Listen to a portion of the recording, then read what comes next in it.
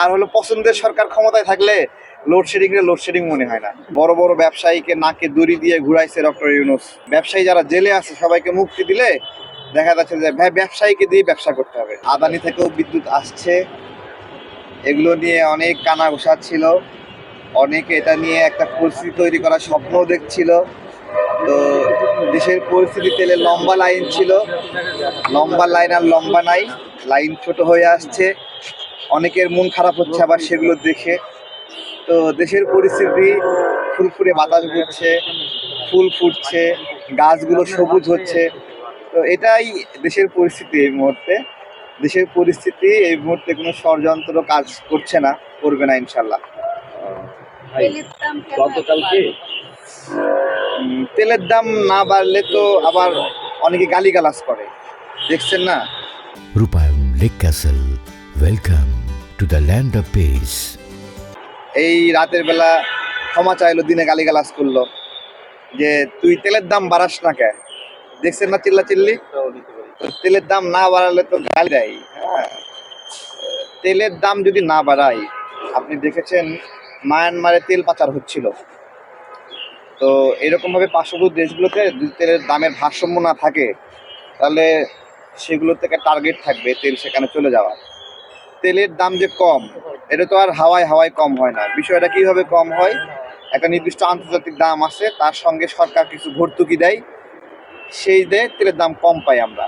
তো ভর্তুকির টাকা কই থেকে আসে? ওটাও জনগণের ভ্যাট ট্যাক্স থেকে আসে, তাই না? তাহলে ভর্তুকির টাকাটা যখন পাচার হয়ে যায় তেল হিসেবে, তখন তখন তো এটা ভালো না। তেলের দাম অ্যাডজাস্ট করেছে, একটু কষ্ট হচ্ছে সবার, তারপরেও যেই লেভেলে হঠাৎ করে পেরেশানি বাড়ার কথা সেই পেরেশানি ওইভাবে বাড়েনি। আমরা সব কিছু সুন্দরভাবে ব্যবস্থাপনা হোক, এটা আমরা চাই। আর এখন তো আবার ইয়েও আছে, জামাতকেও সাথে করে এনেছে জ্বালানি কমিটিতে। তো এটাই ভালো হয়েছে যে তারা আলাদাভাবে ষড়যন্ত্র করলে তারাই ফাঁদে পড়বে। এটা নিয়ে আবার জামাত শিবিরের অনেকে আফসোস করতেছে, তাদের ষড়যন্ত্রের পরিকল্পনা, তারা যে লাইনে দাঁড়ায় দাঁড়ায় লম্বা লাইন কইরা সরকারকে ফাঁদে ফেলানোর একটা চেষ্টা করছিল। দেশের অর্থনীতি ভালো হবে, আস্তে আস্তে ভালো হবে, স্বাভাবিক হবে। এটা অনেক বড় ক্ষতি হয়েছে না, বড় বড় ব্যবসায়ীকে নাকে দড়ি দিয়ে ঘুরাইছে ডক্টর ইউনূস। মব সৃষ্টি করে প্রায় 200-300 গার্মেন্টস বন্ধ হয়ে গেছে। তো এগুলোর একটা চাপ আছে, ফলাফল আছে, সেই ফলাফলটা বর্তমান সরকারকে ভোগ করতে হচ্ছে। এখন আমরা বারবার বলছি যে এই সকল ব্যবসায়ী যারা জেলে আছে সবাইকে মুক্তি দিলে দেখা যাচ্ছে যে ব্যবসায়ীকে দিয়ে ব্যবসা করতে হবে। হ্যাঁ, একটা বিএনপি নেতাকে বসায় দিবেন যে তুমি ব্যবসা করো, এত সোজা না ব্যবসা।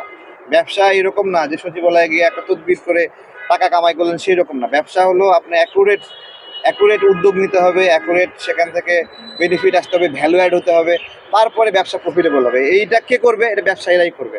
তো সেখানে ব্যবসায়ীরা যদি বন্দী থাকে তাহলে কীভাবে হবে?